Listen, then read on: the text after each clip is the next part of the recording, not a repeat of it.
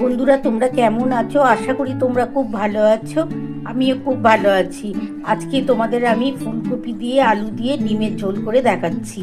আর এই ডিমের ঝোল করার জন্য কি কি মশলা নিচ্ছি তোমরা দেখে নাও। আমি ফুলকপি নিয়ে নিয়েছি, আলু নিয়েছি, ডিমটা আমার দেখো বন্ধুরা সেদ্ধ করা আছে। আর আমি এটার মধ্যে হালকাভাবে করব ঝোলটা। একটা পেঁয়াজ দিয়েছি, অল্প একটু আদা, অল্প একটু রসুন আর ধনেপাতা, টমেটো, এটা দিয়েই আজকে ডিমের ঝোল করছি ফুলকপি দিয়ে আলু দিয়ে। চলো বন্ধুরা, মশলা কি বাড়ছি তোমরা দেখে নাও। আমি মশলা বাড়ছি, দেখো এই যে একটা পেঁয়াজ নিয়েছি, খুবই হালকা করেই কিন্তু আজকে ফুলকপি আলুর ঝোল করব। আর এই যে এক টুকরো আদা দিচ্ছি, আর এই রসুনটুকু আমি দিয়ে দেবো। এই রসুনটা আমি দিয়ে আমি বেটে নেবো।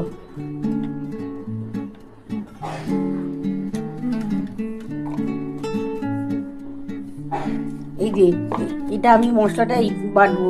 আর এই যে টমেটোটা বন্ধুরা বলতে ভুলে গেছি, টমেটোটা একসাথে দিয়ে আমি বেটে নিচ্ছি। তারপরে আমি কিন্তু ডিমটা ভেজে নেবো হালকা করে, তারপরে আমি রান্নাটা করব। বন্ধুরা দেখো, আমি ডিম দিয়ে ফুলকপি আলুর ঝোল করার জন্য কড়া বসিয়ে দিয়েছি। কড়ার মধ্যে সর্ষের তেল দেওয়া আছে, তেলটা আমার গরম হয়ে গেছে। আর এই যে দেখো বন্ধুরা, ডিমের মধ্যে হলুদ আর নুন মাখিয়ে নিচ্ছি, একটু হালকা করে ভেজে তুলে নেব। আর ডিমগুলো আমি একটুখানি হালকা করে কেটে নিচ্ছি মাঝখান থেকে। এই যে হালকা করে ভেজে নেবো। আমার কিন্তু তেল গরম হয়ে গেছে। আর এই যে বন্ধুরা দেখো, এই যে ফুলকপি আলুর ঝোল করার জন্য বন্ধুরা দেখো তেলটা কিন্তু গরম হয়ে গেছে। এবার আমি হালকা করে ডিমগুলো ভেজে নিচ্ছি।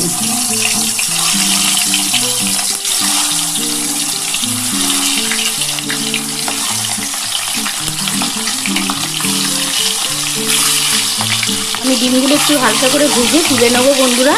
তারপরে এই তেলের মধ্যে আমি আলু আর ফুলকপিটা একসাথে দিয়ে দেবো, দিয়ে লাল লাল করে ভাজবো। আর এই ডিমের মধ্যে কিন্তু আমার নুন আর হলুদ মাখানো আছে, আমি একটু হালকা করে ভেজে তুলে নিচ্ছি। আর আমার মাঝখান থেকে দেখো ডিমগুলো কিন্তু আমি কেটে নিয়েছি, এই যে ছুরি দিয়ে আমার কাটা আছে। এই যে বন্ধুরা দেখো, এই যে ছুরি দিয়ে আমি কেটে নিয়েছি, তাহলে মশলাগুলো ভালোভাবে ডিমের ভেতর ঢুকবে। এবার আমি তুলে নিচ্ছি, এর বেশি ভাজার দরকার নেই, তাহলে খেতে ভালো লাগবে না।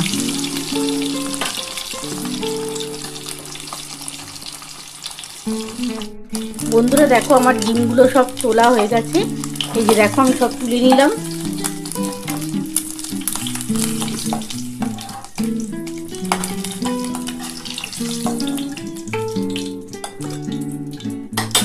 বন্ধুরা দেখো, আমার সব ডিম ভেজে তোলা হয়ে গেছে। এবার এই তেলের মধ্যে আমি একটু গোটা জিরে ফোড়ন দেবো।